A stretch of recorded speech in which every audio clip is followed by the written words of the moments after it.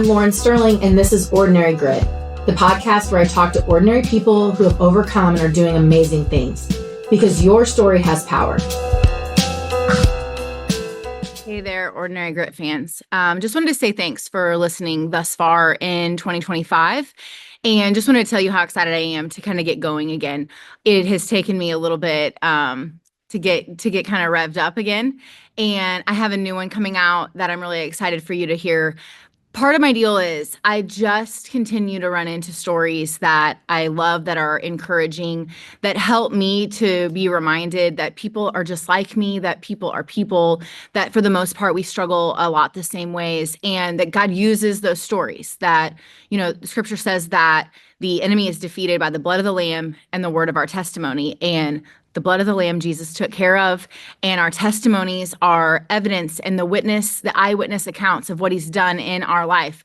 And those things kick the enemy to the curb. And so this story that I'm about to share is one of those stories in one of those time periods when I met him that kind of reignited some of that for me. I met him at it's a recovery house of sorts for men that are either coming out of some kind of maybe prison situation, some kind of drug recovery. Some of them just struggle even with anger or other hurts. Celebrate Recovery calls it hurts, habits, and hangups. And so that covers a lot of us. But I went on a trip to serve and love on this organization in Mississippi, and I got to meet this group of men that I have just stayed in contact with for the last 3 years, that I've gotten to watch grab a hold of following Jesus, that I've gotten to watch grab a hold of making an identity statement for themselves, that they were able to find their identity in Christ and be able to articulate that and write that. And then also just to stay friends and watch them grow in relationships with their kids again, with their significant others. So I'm really excited for you to get to meet my friend John Wesley. This is a story of not just recovery, but he served our country. He saw hard things and had to really get in new habits and break some cycles in order to not just recover and not just work through some of the habits, but also to learn how to surrender and follow Christ. And so he is just an encouragement. He's really funny. You maybe don't see as much of that in this interview because we're talking about serious things, but he's hilarious. He's just a joy. And I think it's an encouragement, not just to people who've struggled with addiction. That's not my story, but for people who get to maybe be the people that play a role in an addict's recovery. And there are so many people in this story that got to play a role in John Wesley's story. So thank you again for listening. Please welcome my friend, John Wesley. John Wesley, I'm really excited to talk to you. You actually have been telling me for a really long time that you wanted to be on here. So you are finally getting your wish. So well, good. I'm glad. I'm happy to be on here. Yeah, no, I'm excited. So let's jump in and talk about how we met, because like I keep telling you, that's going to help us. That's going to jump right into your story. So you are in Mississippi. I'm in Missouri. So we met because my church has a connect to an organization that you were a part of. So you can talk about that if you want. Like, how did we connect? Okay, so I was at the Mission, which of course is the faith-based year-long rehabilitation program. I was there for addiction issues. And so I hadn't been there that long when y'all came the first time. I think I'd been there since it was February. Y'all came in April. So I met you and the rest of the Gateway Church that came pretty soon after I got there. So I was still kind of new, still trying to figure things out there, see if I was, committed to change even at that point, and met y'all a few months after that. Okay, so we've talked about the Mission on here a little bit because we had Miss Jean on here, Right. but you explained that pretty well. So for people that don't know, it's a 12-month rehabilitation program for substance abuse issues. Typically, there's some anger management and some other things that end up there. And so you are from that area, that part of Mississippi, or how did you end up there? Okay, so it's a real unique story. So what led me, of course, to the mission was addiction issues that stemmed over about a decade period of time, on and off. I went to Afghanistan in 2011. So when I got back from there, I was in a combat zone. Yeah, if you've seen one more movie, you know the story. I don't want to get bogged down in those details because I don't feel like I was living for God at that time, and I don't want to give the devil any more, exposure than he gets already. Yep. It was combat, so it was, So from 2011 to 2021, I was in addiction, every part of addiction, in all sorts of different substances. So I finally got in trouble, which was, a gift from God now. I wouldn't have said it at the time, but it was a gift from God now. And I was sentenced to what we have in Mississippi. I'm not sure if y'all do in Missouri, but it's called drug court, which, I mean, that sounds funny and the same, but I think they call it intervention court now. So I was sent, they're pretty strict. Just if it's not an illicit drug, that means you can do it. So I was being stubborn and trying to, push the limits and started doing kratom. So they told me to stop. I kept doing it, and long story short, there the judge sentenced me to a year long at the mission. I didn't know it at the time. I thought I was going to a 9 month program in Columbus, Mississippi, where I was living. And then just out of nowhere one day, Ben Little came and interviewed me, and I'm in an orange jumpsuit, handcuffs, and shackles. And you've met Ben. Ben dresses real nice, and his hair is pretty proper. I meet Ben Little, Don't and give him any compliments. right. But, but so he interviewed me, and I was accepted to go there, and that's how I got to the mission up to the point of meeting you there. Okay. So if we go back, you went to Afghanistan in what stage of life? Like, were you right out of high school, or what did that, I'm not trying to out your age, but what did that look like? And had you done anything, I mean, dabbled at all prior to that? Were you a kid that was kind of experimenting with cigarettes or hiding stuff anyway, or was it that a changing, like a pivotal point?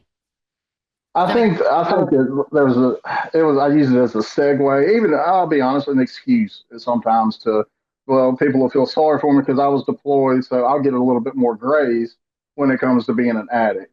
But when I was in high school, from small town Mississippi, all of my friends drank. We'd meet on a gravel road and drink, and that was what high school was for us, pretty much. And so after Afghanistan, I had already had experiment with alcohol, a little bit of other stuff, and then it just took off from there. Okay. Okay. Do you think, I mean, is there addiction in your family? Do you think that you are an addictive personality, or is that just, are you kind of like, that's an excuse too? And we all, we all are a decision away from blowing up our life. And I believe that, but I think we have some tendencies. Or had you seen it in your life in other areas? My father was in a car accident when I was in 10th grade, and he almost lost his life. And so he had to be on painkillers because he was hurt severely. So he was prescribed them. I think that's how a lot of people's stories starts. They were prescribed them. The doctors didn't give guidance on how to get off of them, stay off of them. And unfortunately, he had a pretty rough path through there. While I was in high school, a little while after, luckily he's still alive and kicking, and he's doing a lot better now. So I had seen it with my mom too. She passed away last October, and she had battled addiction through her life. I think she even kind of showed love through addiction. And what I mean by that, I'm just going to be open and transparent. My mom gave me probably my first pain pill. Okay. And I think her mother instinct, I think that may have been how her mother showed love. She knows how to fix the issue quick. She doesn't want to see her child hurting. Yeah. This is going to cheer you up.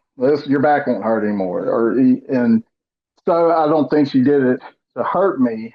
And I'm not blaming my mother for any part of my addiction or anything like that. But so I did have it growing up and seeing Sure. it. It wasn't foreign to me by any means. Sure. Okay. Okay. So, I mean, 10 years is a long time, and that you spent a lot of time. What were you numbing out? Were you trying to be fun? Were you didn't know who you were without it? Can you speak to any of that? I would say, D, all of the above. Um, I would do anything to change how I was feeling, regardless of the consequences. Uh, if it was a weekend, I'd want to have fun. I'd do X. Not, I would do whatever drugs it Right. was, and then if I wanted to be in a good mood, well, I would bring in the other one or mix any combination of two. I was just trying to escape how I was feeling. Period. In life. So, and I thought that was the only way because I hadn't tried any other way. I was familiar with that. I remembered Yeah. back to when I was younger, like, oh, well, I didn't have to deal with that then, and I was fine. I was able to work. I was able to have somewhat of relationships with people. So I resorted back to that. Okay. Okay, so you get to the mission. There's people there that, I mean, someday Ben's going to be on here. So far he has turned me down, but I want him and his wife on here really bad. Because they have a crazy story, a really incredible story of perseverance. And so, I mean, you meet people who've been there in some ways, and then Miss Jean's story is a little bit different, and then Miss Jean's dad, and so you meet these people that are doing things differently than what you've seen. What did the 12 months look like for you as far as faith is concerned and as far as addiction's concerned? So when I first got to the mission, the next day I met Miss Jean. Miss Jean will always hold a special place in my heart. That was, a mother figure while you're there. And she's been through a rough patch in her life, so it's not that she's just reading out of a book, telling you what the book tells you. She's lived it. And I met Nikki. Of course, Nikki's Miss Jean's niece, and Brother Dickie's the founder's granddaughter. And she's more close to my age, and we even know a lot of the same people. So I was able to relate with Nikki. And then, of course, you have Don Cotton, who's just awesome all the time. And then you have Brother Dickie, who is that rock you could lean on. But the one that was able to reach me, I'm not going to keep going back to Ben the whole time, but the one that was able to reach me was probably the most unlikely, I thought, because, like I said, he walked into a jail cell and saw me and was prim and proper. But so all of those personalities together were, you get, if you need to speak with a certain person about something, they had it all. So they were Yeah. able to help me. And that took me a little while to buy into it because with my faith at that point, I would say was non-existent or definitely shaky. I didn't have a good understanding of salvation at all. I thought I'd kind of earned my way out of heaven with some of the things that I've done, not only in Afghanistan but just in life, just I being remember. a bad person. Yeah. Uh, so I was able to get an more understanding about salvation there, and kind of give myself a break a little bit because if God can forgive me, I can forgive myself. And while I was in Afghanistan, right when we got there, we were in Bagram. Everybody goes through Bagram Air Force Base once they get there, and I saw a bunch of like look like cop cars coming off the runway, and I found out it was a ramp ceremony, and that's when a service member has been deceased and they're on their way back home. And I heard an officer say, well, somebody said, good God, or oh God, something like that when they noticed what it was. And he said, God's not here. So I was impressionable as a soldier at that time. So, and like it just explained, I didn't have an understanding of salvation. So I'm thinking, dang, he really doesn't think God's here. So he's an officer. He must not be here. So I went the whole deployment thinking, well, we're on our own. So, and so when I got to the mission and got a better understanding of God's grace, of salvation, and redemption, probably about halfway through, something changed in me where I started. I know I don't deserve heaven, but I understand that I can get there. Um, Yeah. Yeah. I think, I mean, if we're right on our timing, and my first trip wasn't Gateway's first trip, but if it was when you had been there just for a little bit, I think you were still a little bit skeptical. mhm, I could still watch you, that first trip I got to be in the classroom a whole bunch. Like every mhm, day I got pulled in like really random. I don't know if you guys knew that it was like, hey, Lauren, teach something. And so I just like mhm, made up something. It was like awesome. But I never knew what we were gonna walk into or what kind of conversations, but I loved that group. Like that trip is like, I don't know, potentially one of my favorite mission trips of my whole life. And I've been other places of the world, but I loved that trip, and I loved you guys. But some of what I loved is the transparency and the honesty, because some of you weren't real sure that you were buying into this yet.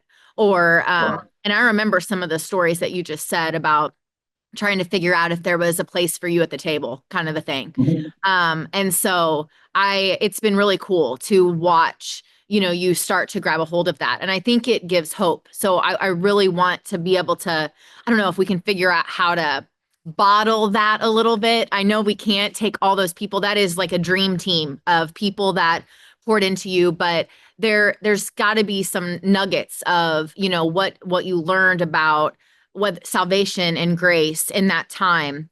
And really, like, you can talk about as you went through the 12 months. I mean, did it automatically, like, you never messed up again, like, or what does that look like as we walk out our faith? So, So with my story, I ended up graduating the mission, after the 12 months, and soon after that was hired full time as a resident advisor. I'm not sure what the exact title was. We did everybody did a number of all sorts of stuff. So I did that for a few months, but soon after my graduation, I started doing another substance. It wasn't an illicit drug, and it was able to be kept secret because it would not show up on drug tests. Like I mentioned earlier, I'm still on intervention court, so we're drug tested pretty frequently. So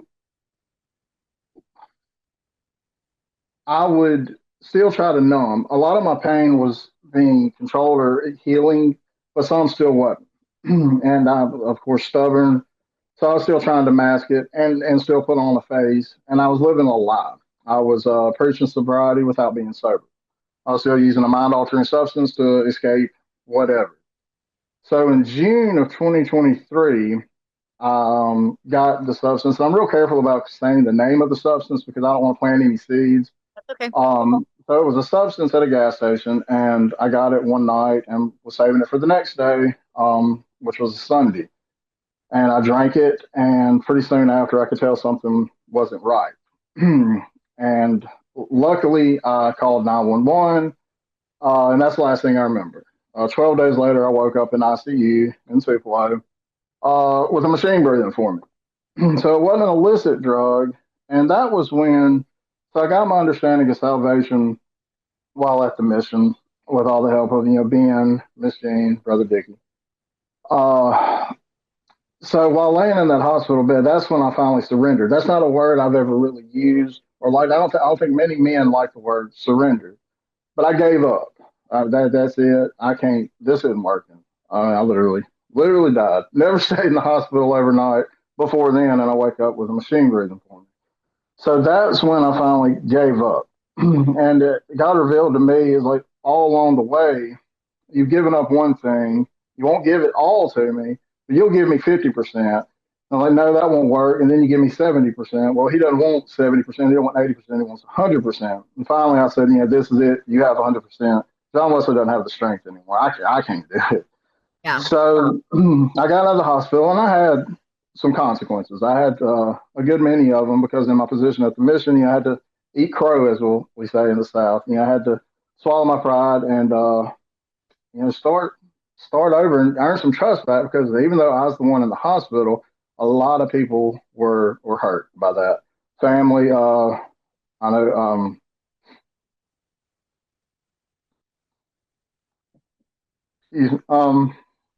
family, Ben, Susan. Miss Susan's the drug court administrator. I'm sorry, director of drug court. And I heard her. I heard her cry. She was saying, "Why didn't you tell me? Why didn't you come to me?" And I don't know if there's an answer to that. I wish I would have. It'll saved a lot of people a lot of heartache and a lot of hurt. But luckily for me, I didn't die, and I held on. I didn't lose faith, and a lot of people had the opportunity to say, "That's it." He's had chance after chance after chance. That's it. We wash our hands, but no one did. I could have been kicked out of drug court and gone to prison. That didn't happen. I had some consequences, of course, well deserved, but that didn't happen.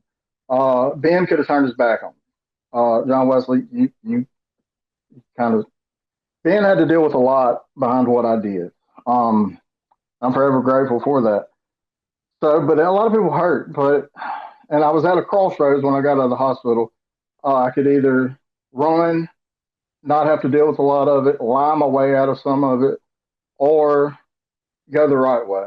And I almost went the other way. I almost ran, but something came over me. It's like you were just laying in the hospital bed telling God, you giving it all to Him, but one little thing you don't like, and you're ready to run.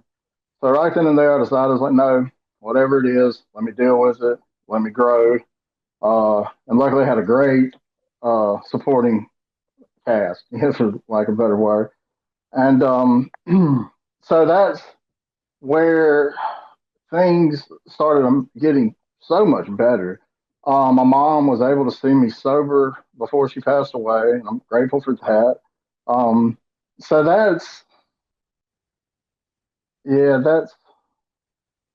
a lot. A lot started changing after that, and for the first time, I wouldn't say any bad changes. A lot of great stuff has happened since that point in just a year and a half. Yeah. Yeah. Well, and it doesn't, I don't think that those 12 months were like not productive, or they were planting seeds along the way. Um, but I mean, I think that you have a really, it's a great story. It's a story of the gospel. People displayed the gospel for you really tangibly. Because you're right. I mean, people could have said, you've been given chances or whatever, but the reality is we all God gives us chances, opportunities. We mess them up in different ways. Like I may not go use a substance in a substance abuse center as a leader, right? But like I look at God and spit in His face in various ways, and so they were tangibly living out the gospel for you. But also it was a pivotal thing for you personally. That is, it's a radical change, and some people say you have to hit the bottom, and a lot of people have different bottoms. Like there's multiple bottoms that they hit. But you really, I mean, I remember that because that was scary. As from up here, we don't know things, and people aren't exposing your secrets, right? So we're up here unsure of what's happening, and we can make our guesses. But you didn't wake up for 12 days, is that right? I mean, super scary. And so, I mean, talk about actually hitting the bottom. You couldn't just, like, sometimes people have to really, I don't know, it's not ever hard enough. That's pretty hard. Like you had no choice but to either figure it out, or like you said, walk away from it and lie. I mean, you could have lied to me when I was first asking questions. And maybe did actually. Maybe I told you it wasn't drugs, so yeah, it was yeah, it was a lie. I was still ashamed. yeah. I was still kind of coming to my senses. No, and Yeah. and I'm just one of the many people that it was praying and cares about you, but I think that it is very, very brave and vulnerable to have to tell all of the truth. Like how you had to be more vulnerable than a lot of people, because you in order to get your job back and to earn trust back, you couldn't just sort of tell part of the truth. A bunch of us can live in sin and only have to tell part of the truth. A lot of us can hide things, and you were just in a position where you couldn't. I mean, Right. No, that's not from lack of trying. I still tried for a little bit to save a little face. sure. And I think that just goes back to saying, nope, I don't want 85% of it. I want 85% of the truth. Get it out. And painstakingly over a few weeks, I finally got it out to everyone, or everyone that needed to know. Yeah. And like I said, there were consequences, but well deserved consequences. And I deserved more, probably.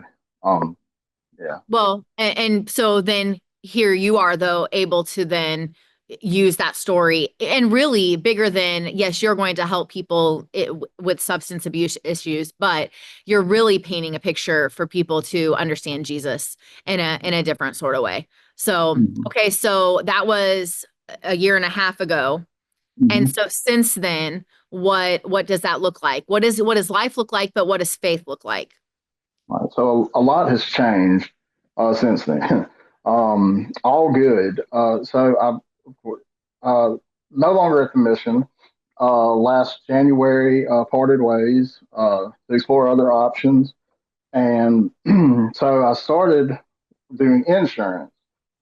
But that's kind of a tricky story too. So it took me 8 months to do that because I had to get the licensing and stuff like that. I have an awesome boss that believes in me, and will believe in me tomorrow.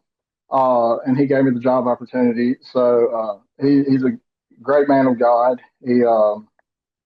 He's been there even before I started working for him. He was somebody that I could reach out to if I needed to, and he's made that known. So finally got that. Ben, who I keep bringing up, he started a sober living community called Transformative Living. He started with one house on the street, and now it's blossomed over just a year and a half, about a year, into five houses and a building that, central office where guys can meet and have Bible study and classes there. And so he has probably about 16 people Okay. there. So that's just in a year's time. I got married last August. So I have a beautiful wife, the career of my dreams. I drive the vehicle I've always wanted.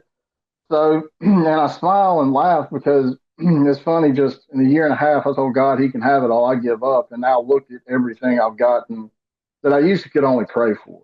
I didn't think that. No, I'll just barely get by, and I can be the butt of a lot of jokes because I can laugh, but a lot of them will be true about me because just never happened for me. It wasn't meant to be. But everything I wanted to happen has now happened, and it's all because I gave up. Is the funny Yeah. thing? I just gave up, and Well, it's and been an amazing year.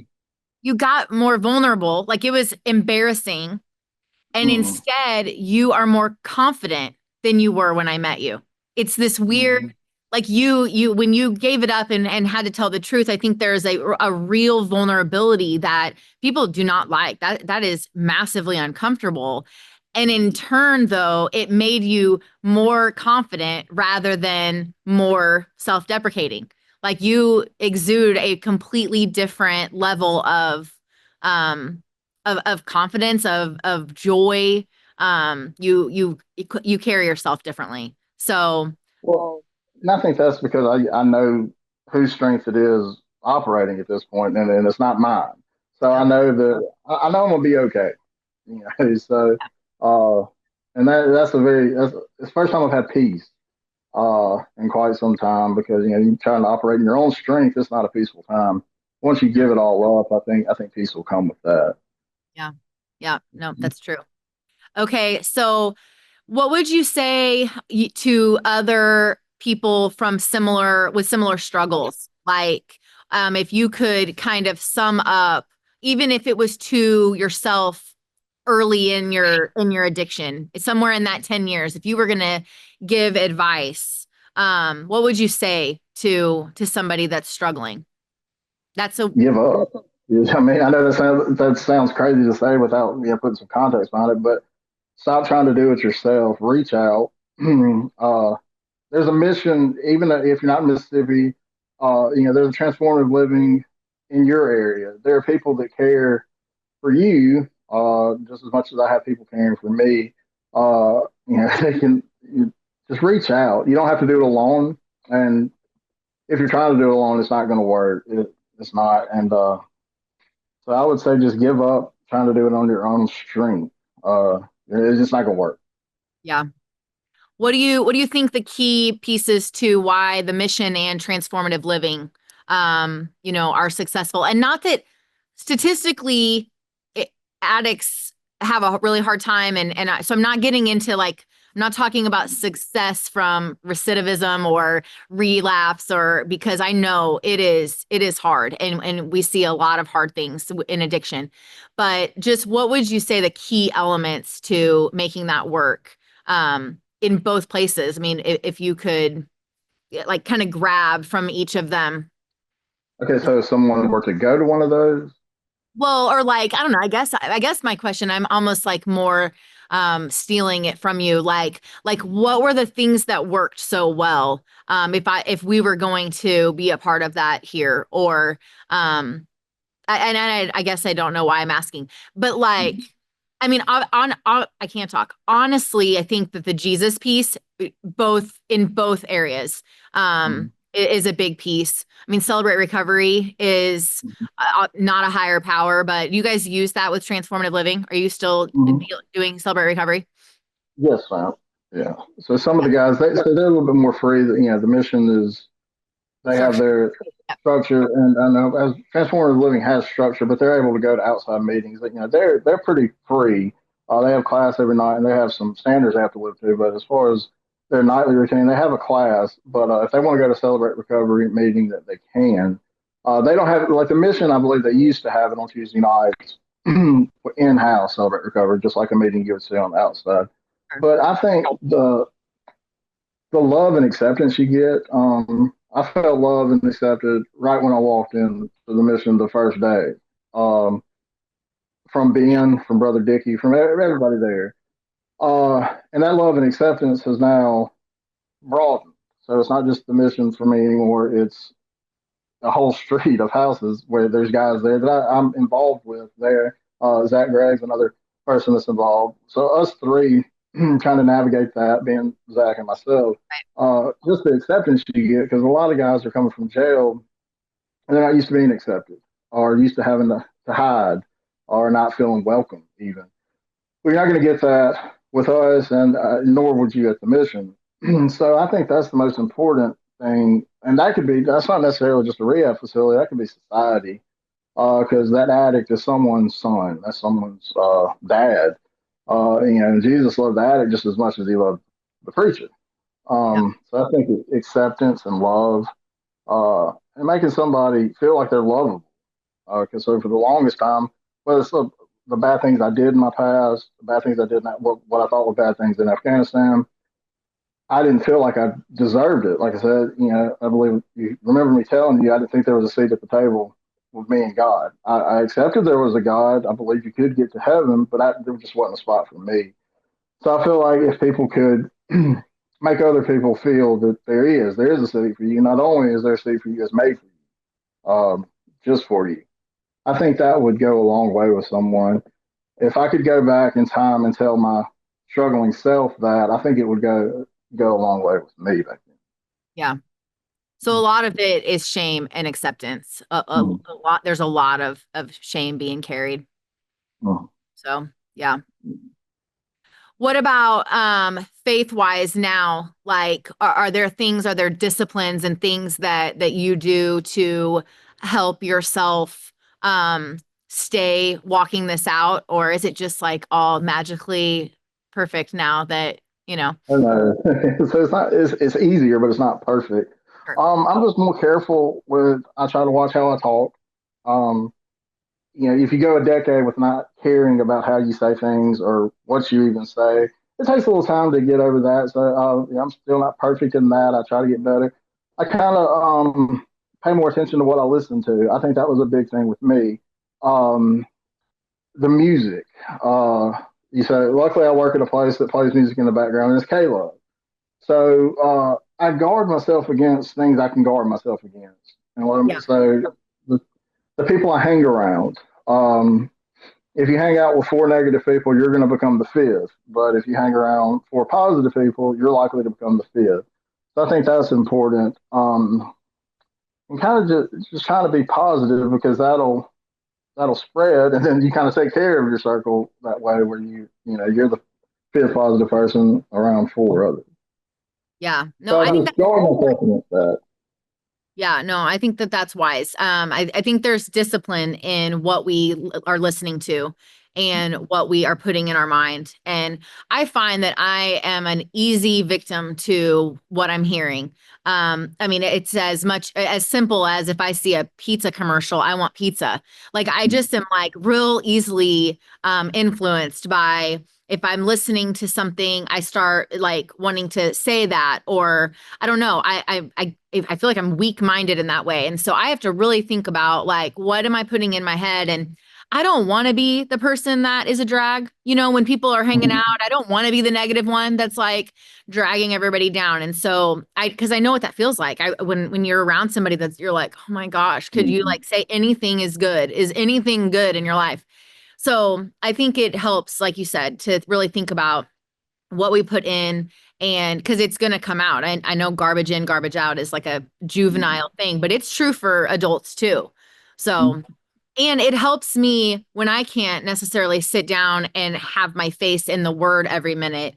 If I am listening to music that is scripture, or if I'm listening to sermons that are preaching scripture, or conversations. I mean, that's why I love this, is because I get to have conversations with people that exhort and spur each other on. And I think that's good for people. I think we have to hear that stuff, because what we hear in the world is a drain. You know, it's a drag. So I think that's good. That's really good advice. And I think it's maybe hard for whether it's grown men or not to think that they need to be told what they can listen to and who they can hang out with. And it isn't that. It's just the reality that it doesn't matter how old we are affected by what's around us. So I think that that's wise. What else, would you say about, let's talk about this. Let's talk about what it's like to get married after what you've been through. Because they say, and you can tell me if I'm wrong, but I've heard that like, I think I've heard like 80% of relapse is connected to a woman. That they get, that whether it's getting out of jail or getting out of rehab, that women are like the weakness. And I don't know if it's when people get their heart broken, they go back to what they know, or if they're dating women that are also addicts, or but they say that women play a big role in men in recovery. So I mean, how did you meet her? Does she have a story like yours? And how would you say it has been a positive thing to be in a relationship for you? Okay. So my wife and I, Heather, we met in school. I think elementary. Okay. So we knew each other back then. I think around eighth grade, she went to another school and I stayed at the school. So we lost touch then and just kind of reconnected. Okay. Uh, yes, there we go. So really about a year ago, about the same time all the good change was happening. So it's funny, she got my life and good things started happening. But as far I know the statistic on getting either out of jail or out of rehab and going right into a relationship or marriage doesn't end well. And I think that could have some, I don't want to step on like make anybody mad, but it might be have something to do with the women that those people go to. Um, I think if a woman's ready to marry a guy day one out of being out of jail, she may have some different intentions. That's not the case with everyone. Sure. But and also the motivation for the guy of getting married, because a lot of them are just wanting somewhere to stay. Yeah. They're not stable yet, so the love's not really there. Yeah. So with Heather, we met and we've dated a while, and we got married pretty quick. But I was removed from rehab, over No, well for over sure. a year. And One reason it works so well is she knows about my past, and everything that I've told you and more, and she accepts me, even though that is the case. And she's real familiar with transformative living, and the challenges it can present with, sometimes I have to stay in West Point a little later to do one thing or another. It's not often, but still sometimes. And she's accepting of that because she knows it means a lot to me. Yeah. But yeah, it's amazing that God brings someone like that into my life. I feel like right when I was ready for it and wanted it. Because before then, I don't feel like I could have been a good husband to anyone or a good stepfather to anyone. But now I feel like He knew that at this time I could be, and so I have no doubt that it was ordained by Him. Yeah. And yeah, so but she likes hearing stories about the guys. She hadn't met a lot of the new ones because just hadn't had time to do that, but she knows them. She supports everything that we're doing over there. She's a real good person. Yeah. No, it's pretty cool to have a teammate. Like It when you is. get to do things together, when you get to, you don't have to have the same story. I mean, that's very much my life too, is David and I do not have the same story at all. But then last Saturday, we got to go spend the day at one of the prisons here, do services there for really a lot of people that remind me of the mission. And I mean, it's just like, for whatever reason, it's filling. And so I love to get to be, when you get to be a team, and sometimes you're doing it separately, like you're doing your own things, but we're the same mission. Like we're trying to, it's like the God team together. It's pretty awesome. It's pretty cool bonus gift that God doesn't have to give us, that sometimes he does, and it's awesome. So anyway, well, you have really, I mean, I know I'm like, I don't even know that I'm any older than you, maybe a little bit, but I don't want to sound parental, but like you have grown so much. It's so cool to watch people allow God to do what he wants, to truly let him have his way. And it's just, it's fun to get to be out here and sometimes cheer it on, and sometimes just kind of running my race and you're running yours, and get to kind of be parallel, and we're all working towards the same thing in the same kingdom. And I learn a lot from you guys. And even these conversations help remind me how to love people well here, and how to do this well. And so, I mean, I think about you guys, and I'm always looking at the ways that you guys do things, and really just, like I said, I learn a lot from you guys. So I'm proud of you in a non-mom sort of way, because it's just God's using it, and it's powerful, and he'll continue to use it. I mean, the more you're open, and I mean, one of my favorite, the mission of Ordinary Grit is that the Bible says that the enemy is defeated by the blood of the Lamb and the word of our testimony.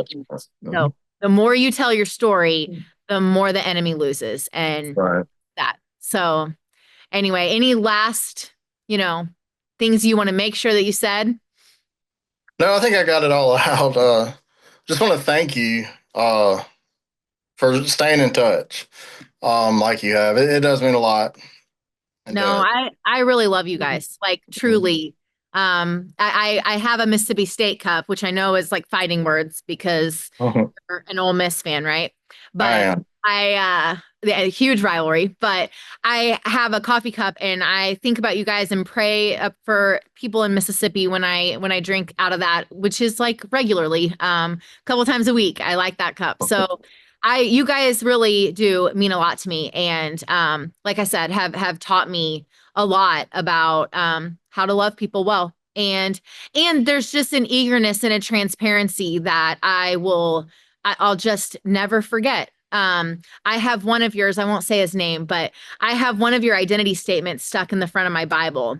And we're doing a Celebrate Recovery here locally, and we were talking about identity statements in the next few weeks. And I looked, and I have his stuck on a sticky note in the front of my Bible. And I mean, there's just so many good memories, and so many just great stories, really powerful stories of what God can do and what he is doing in and through you guys. And so you guys are living out kingdom work really well, really well. So I'm grateful to get to be a part of it just by watching. So I'm grateful you're a part of it. So. Well, thank you for your time and for being transparent. I know you're kind of putting your stuff out there, but it's good, and God's going to use it. So yeah. Thank you so much for listening. If you have or know someone with an inspiring story, you can apply to be a guest at ordinarygrit.com. Be sure to connect with me on Instagram at Ordinary Grit Podcast to get to know me and my guests.